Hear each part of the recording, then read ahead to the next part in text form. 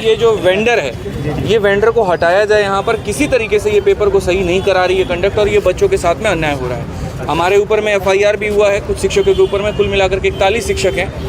और रात में मैं खुद 11 बजे थाने से बाहर आया हूँ, और अभी मेरी 3 बजे जो है वो पेशी है वहाँ और पे। बच्चों का एग्जाम सेंटर पे तो पीटा गया, फिर बच्चे इसका विरोध करने प्रोटेस्ट करने आए तो वहाँ पर भी पीटा गया है ना। तो मतलब हर जगह सिर्फ बच्चों की पिटाई। बच्चों का काम है पढ़ाई करना, पिटाई खाना नहीं है। जो डिमांड है वो बहुत जेन्युइन है।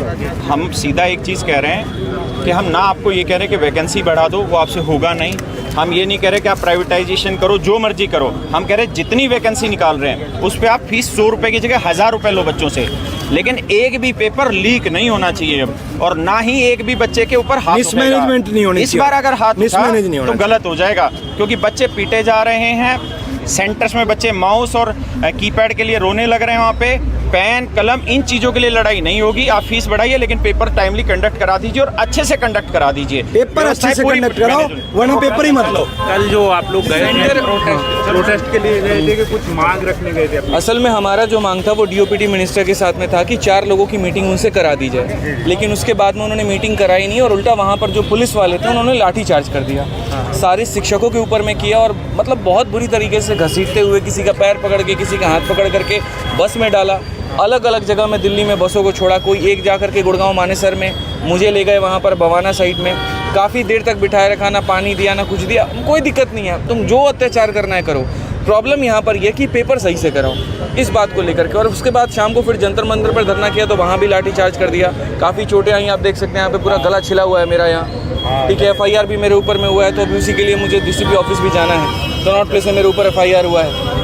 तो ये टीचर्स को डिटेन किया गया? टोटल 41 टीचर पे एक FIR है और 10 टीचर पे एक जगह FIR है। FIR? हाँ बिल्कुल FIR है। अच्छा, तो इसमें आप लोग तो शांतिपूर्वक गए थे वहाँ पर, फिर भी FIR क्यों? FIR उन्होंने इसीलिए किया क्योंकि आपने कोई परमिशन नहीं ली हमसे, इसी वजह से। अब जंतर मंतर ऐसी जगह है जहाँ धरना स्थल के लिए बना है। पहले दिल्ली पुलिस ये कह रही है कि आपको धरना देना है तो वहाँ जाके दो, और जब हम वहाँ धरना देने जा रहे तो जाकर के FIR कर दे रहे हैं।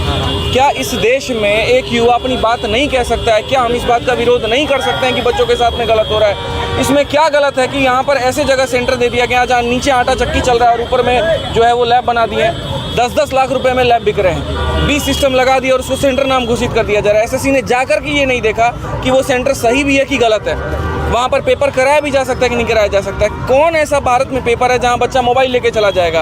और क्या ऐसे जगह से जो बच्चे नियुक्त होकर के आएंगे, क्या वो सही तरीके से नियुक्त होंगे? क्या वो डिपार्टमेंट में सही तरीके से काम करेंगे? एक देश को एक जो दरोगा मिलेगा, क्या वो सही तरीके से नियुक्त होकर आया होगा? चिंता का ये विषय है यहाँ पर। या तो भर्तियाँ मत निकालो, और नहीं तो निकालो जो बच्चों का हक है तो उसको निष्पक्ष तरीके से कराओ, वो हमारा अधिकार है। आगे का प्लान क्या है सर? आगे का प्लान यही है कि पूरे भारत में ये आवाज़ उठेगी, हर जगह पर होगी। आज बंगाल में जो है धरना चल रहा है, प्रयागराज में धरना चल रहा है, पटना में चल रहा है। और मैं सभी लोगों के, पूरे देश में जितने भी बच्चे हमें देख रहे हैं, आप जहां पर हैं आप वहीं से अपने धरना को शुरू करिए। आप बिल्कुल भी यहां पर ये मत एक्सपेक्ट करिए कि कोई आपका नेता बनेगा, कोई आपका लीडर बनेगा और वो शुरू करेगा। ये आपकी लड़ाई है, आपको लड़ना है, आपको करना पड़ेगा, आपको आगे बढ़ना पड़ेगा। पूरे देश में जितने भी इस अन्याय के खिलाफ आवाज़ उठाओ। अच्छा।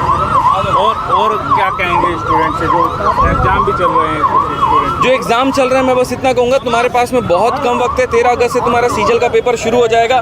जितना कोशिश कर सकते हो ग्रीवांस डालने की, ट्विटर पे कैंपेन करने की, अलग अलग जगह पर प्रोटेस्ट करने की, आप उतना करिए ताकि सरकार को, इस बहरी सरकार को आवाज़ पहुँचे, इसको समझ में आए यहाँ पर कि ये जो खिलवाड़ हो रहा है पेपर के नाम पर, ये बंद होना चाहिए। थैंक यू जी, बोलिए, क्या कहना चाहेंगे? आप देख सकते हैं कि इतनी कड़ी धूप में ये सारे छात्र यहाँ इकट्ठे हैं। ये क्यों इकट्ठे? क्योंकि इनके हक पर डाका डाला जा रहा है। इनकी जो जायज़ मांग थी, कल छात्र व शांतिपूर्वक आवाज़ उठा रहे थे, शिक्षक थे हमारे साथ, कोई उग्रवादी लोग नहीं थे, बेहद सम्मानित लोग थे। उनके साथ जैसा व्यवहार किया गया वो बिल्कुल निंदनीय था। सम्मानित लोग शिक्षक है भाई, उनके साथ आप लोग ऐसा व्यवहार कर रहे हैं, उन्हें लाठी डंडों से पीट रहे हैं, उन्हें डिटेन कर रहे हैं, 4-4 घंटे उन्हें पानी नहीं दे रहे हैं। इस गर्मी में एक कमरा है, उसमें 50 लोगों को एक साथ रख दिया गया। ये कोई व्यवहार नहीं होता, गलत व्यवहार, ये बिल्कुल गलत व्यवहार किया गया। बच्चे अब, लेकिन देख रहे हो आप, यहाँ से लेकर जंतर मंतर से लेकर पूरे देश में प्रदर्शन कर रहे हैं। बच्चे शांत नहीं बैठेंगे, अब तो हक की लड़ाई है और इसे लड़ते रहेंगे। क्या कहना चाहेंगी जो कल और जो लगातार दिन भर?